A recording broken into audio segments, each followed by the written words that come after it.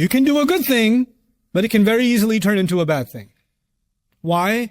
Because you can go out of balance. It's as simple as that, just going out of balance. Our entire religion is actually based on this idea of balance. If you remember nothing else from today's khutbah, just remember this one thing.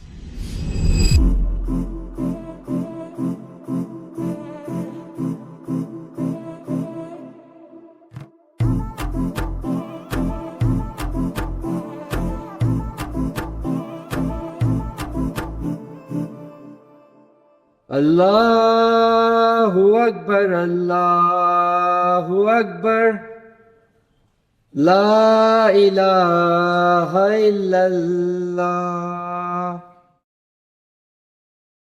Alhamdulillah.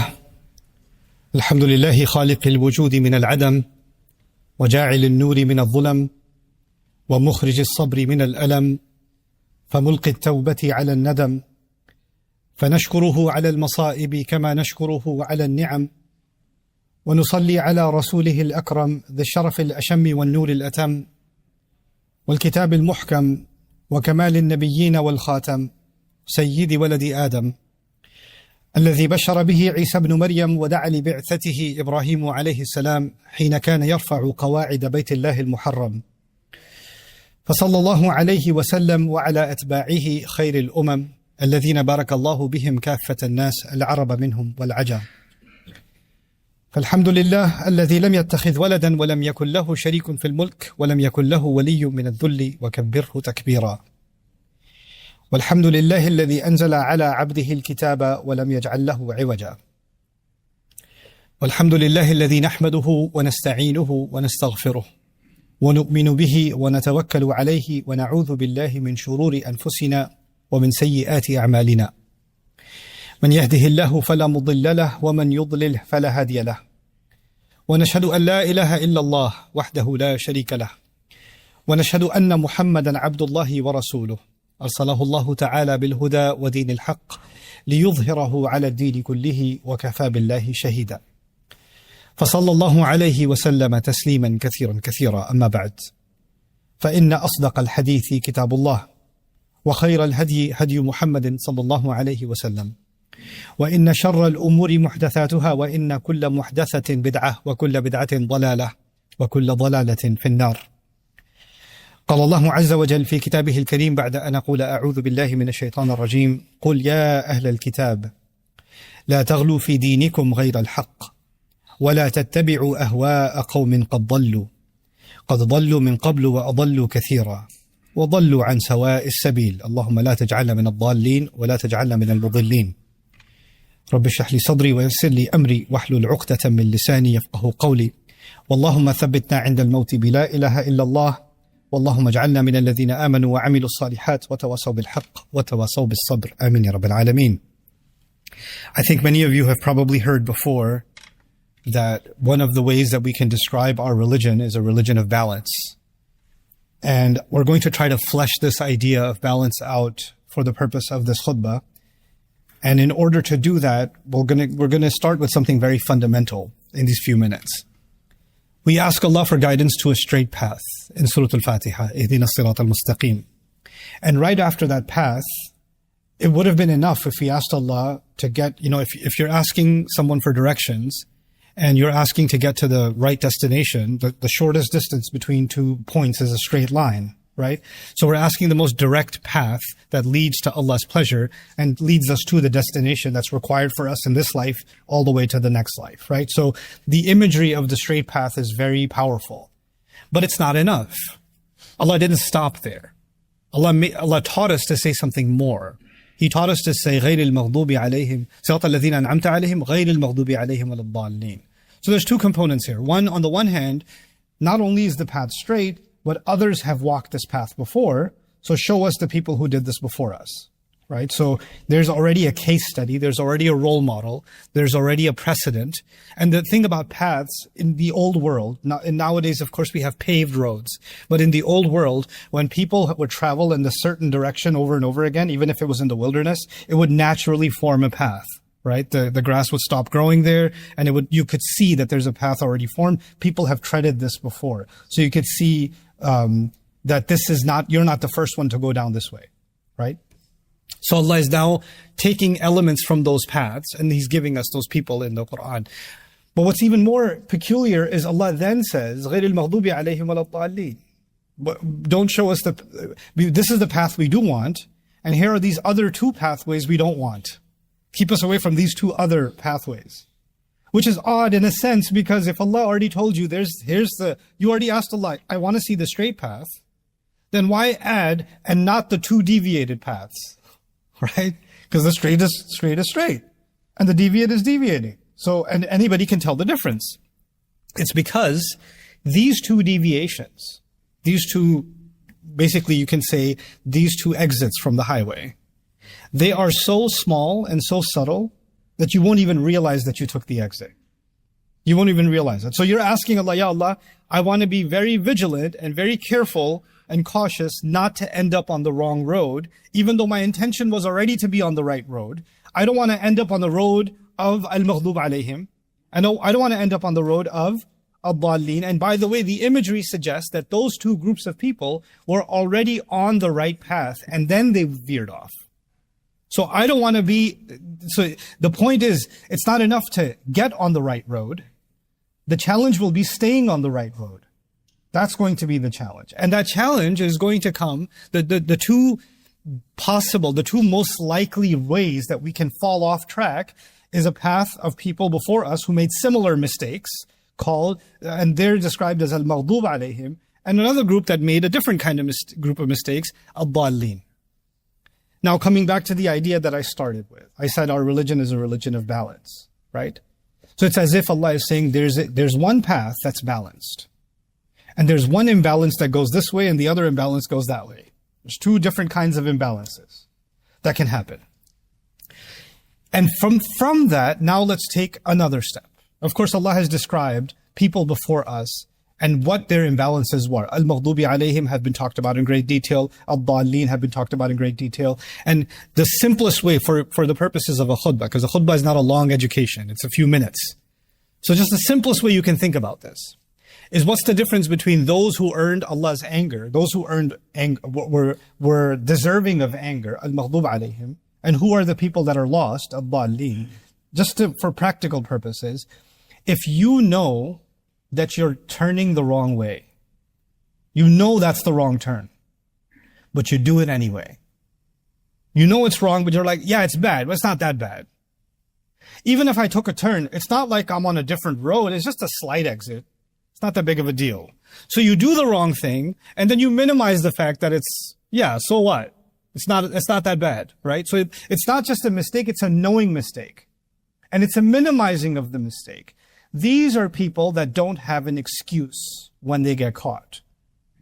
Why'd you take the exit? I'm sorry, I didn't mean to. Yes, you did. You meant to, and you told yourself it's not so bad.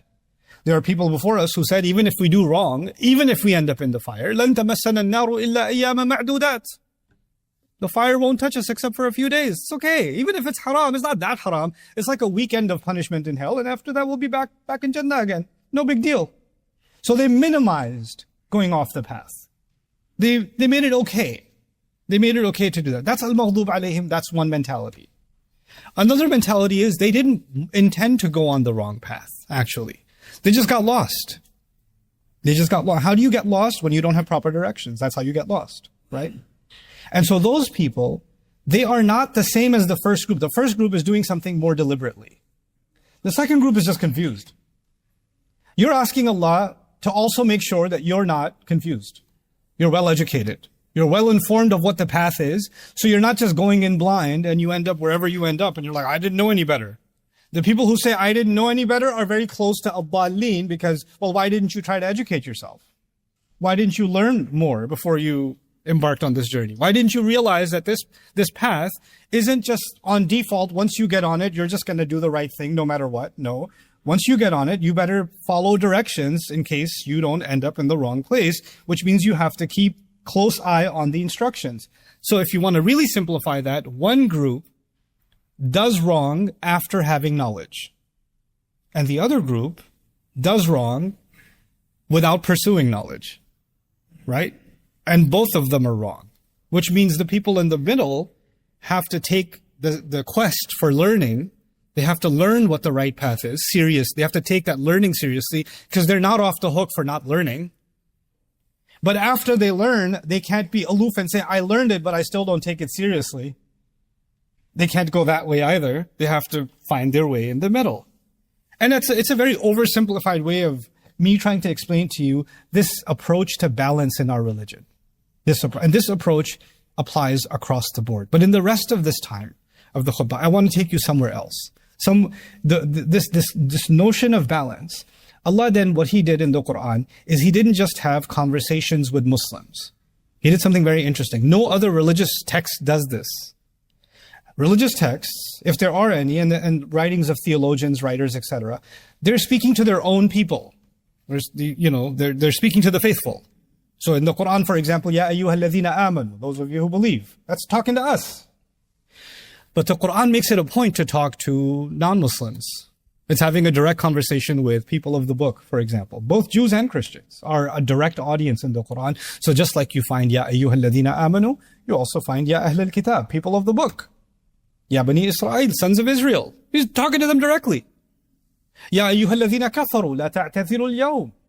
Those of you who disbelieve, don't make excuses today. Ya ayyuhan nas, people, humanity. Allah is not just talking to Muslims. Allah is talking to everybody else. But we know, you and I know, being on the inside of Islam, we know that all of it, the whole book is relevant to us. It's for us. Even when it's talking to them, it's still beneficial for us. That's our faith. So when Allah chooses to speak to those people and tells them something, when He's telling them something, it's not like I read that and say, oh, thank God, that's not about me, that's just about them. Let me go to the parts that are about me. That's not my mentality as a believer. I have to look at those ayat and say, well, Allah is telling them because they took that wrong turn. I better pay attention because in the very Fatiha, I begged Allah to make sure that I don't make the mistakes that people before me made.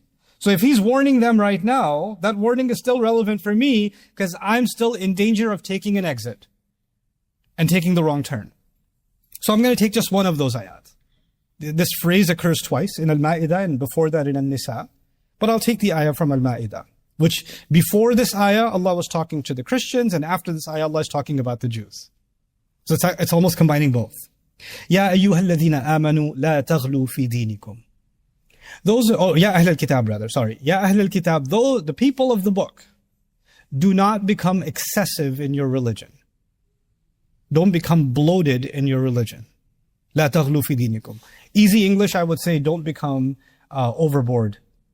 Don't become extreme in your religion. Al-ghulu. Ghulu in Arabic is when an animal becomes too fat, or a bone becomes too thick, or the swelling becomes too large, or the arrow pierced too deeply. All of these are examples of ghala. They even say when the prices in the marketplace, like, grocery prices are about to get higher because of what happened in the tariff wars, etc., right? We're going to see the implications in a few weeks. But when they do, we'll say ghala si'r. Prices have been inflated. Prices are swollen. Real estate people will talk about when prices go too high and the market's unnaturally inflated, right? That's ghulu, actually. Allah is saying there's such a thing as ghulu in your religion. In your religion. And if Allah is warning them about this, but the point I'm making so far is the warning is relevant for me and the warning is relevant for you. So let's understand that. What does it mean to go overboard in your religion?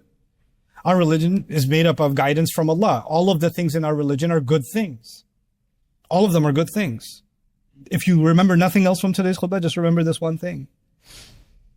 If you do a good thing, but you don't do it in balance, it also becomes a bad thing. Even when you do a good thing, and you do too much of it, that's not healthy.